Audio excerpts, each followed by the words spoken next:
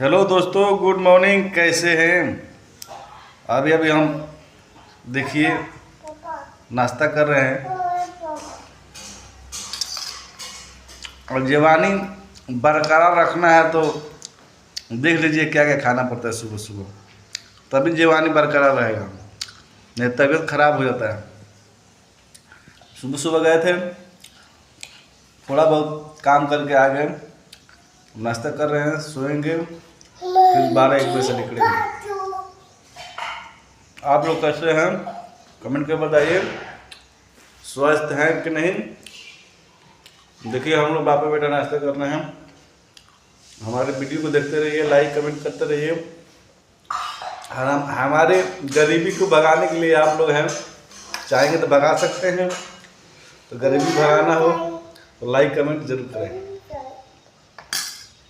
ऐसा करो, नहीं करोगे? हाँ, मेरा बेटा भी कर रहा है।